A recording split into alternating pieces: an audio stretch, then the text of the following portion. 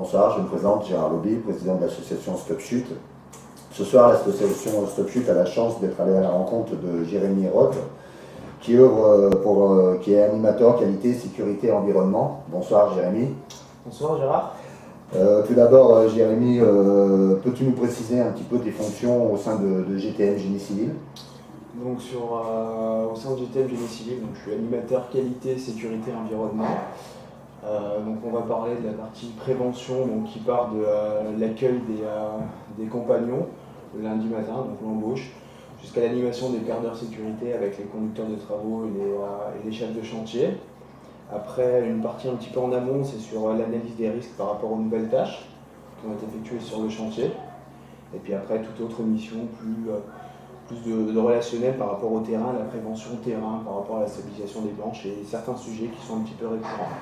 Donc ça, c'est de manière générale au niveau de la prévention. Au niveau de la qualité, c'est plus un suivi et une assurance qualité. Donc le suivi des contrôles qui sont effectués sur chantier.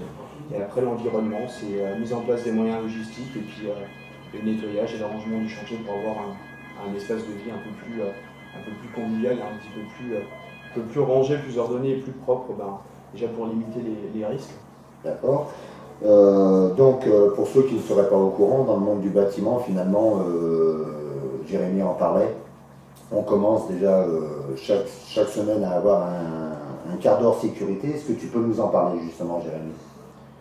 Donc le quart d'heure sécurité, généralement, s'effectue le lundi matin, avec, comme je vous disais, les chefs de chantier et les conducteurs de travaux.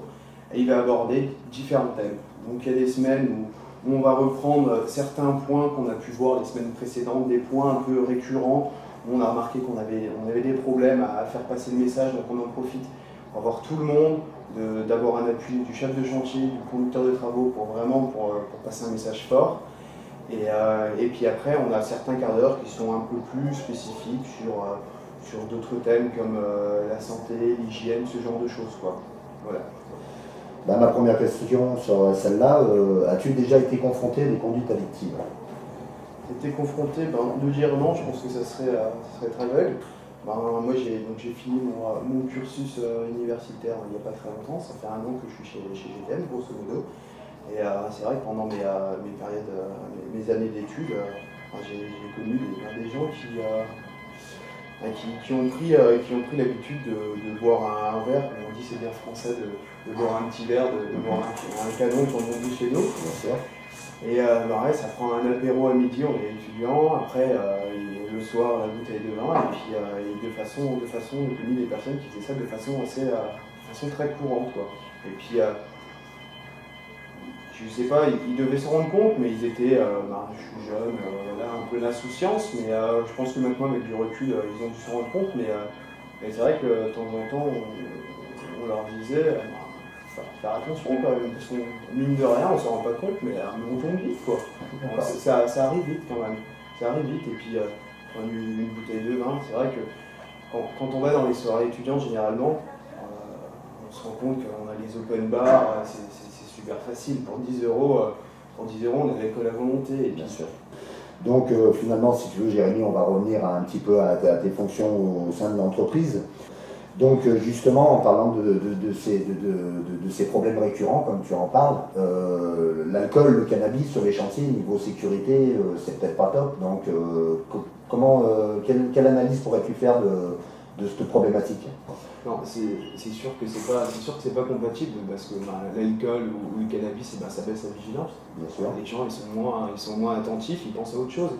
D'accord. Ils pensent à autre chose et c'est peut-être cette raison-là qui leur fait prendre aussi un certain d'alcool ou du cannabis. C'est pour oublier peut-être les soucis de la vie privée, le stress au travail, ce genre de choses. Et c'est sûr que c'est pas des conditions pour aller travailler en hauteur. On fait quand même un métier, on a un risque. Après, c'est un métier où on essaye de limiter les risques. C'est un métier manuel, on a une grue, on fait de la manutention. Il faut être attentif, il y a des choses qui bougent, c'est tout le temps en mouvement. Il faut être concentré, il faut être attentif, il faut être réactif, il faut être en permanence, attentif à ce qui se passe, quoi. Ça, c'est certain.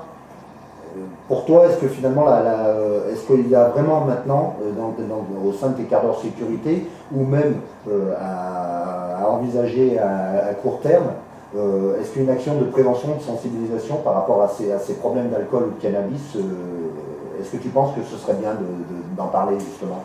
Ouais, non, mais tout à fait, et en plus il faut le faire, et plutôt il faut le faire, et ça a déjà été fait, mais il faut solliciter, on est quand même entouré de gens, de médecins du travail, il faut solliciter ces personnes qui sont... nous on a une certaine connaissance sur le sujet, j'ai une certaine connaissance, mais j'ai pas la même connaissance qu'un médecin du travail qui peut encore faire passer le message, avoir un poids en plus, quoi. Donc on a quand même des gens qui sont autour, on a des associations qui sont là pour nous aider. Et je pense qu'on a tout intérêt à les solliciter et puis à faire ce genre de démarche sur le chantier. Si ça peut faire réagir une ou deux personnes, et ben c'est déjà ça de gagner.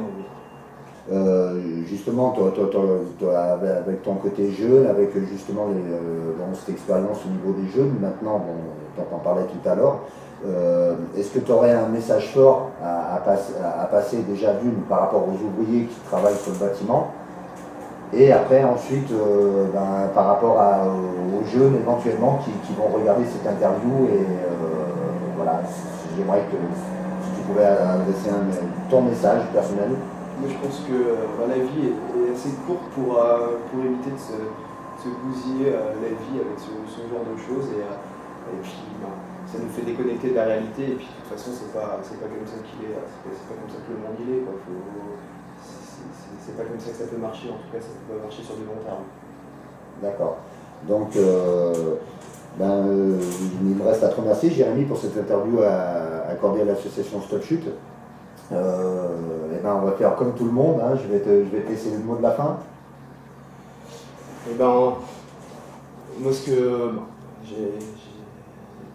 sur les 2 ou 3 points sur lesquels je vais revenir, c'est vrai qu'il y a des moments qui, je pense, qui sont difficiles dans la vie, et puis on est entouré de produits qui peuvent, on va dire, plus ou moins, certaines personnes pensent que ça peut simplifier parce que ça permet d'oublier. C'est vrai que ça permet d'oublier de boire ou de fumer ou de prendre autre chose, mais bon, c'est pas comme ça qu'on résout nos problèmes, et au final, pour notre santé, pour notre famille, c'est pas bon parce que ça fait du mal. Ça fait du mal, et vaut mieux se faire aider par du contact humain ou des associations qui sont là pendant des moments qui sont difficiles, mais pas tomber dans ce genre de produits ou de défaillance, si je peux le dire comme ça.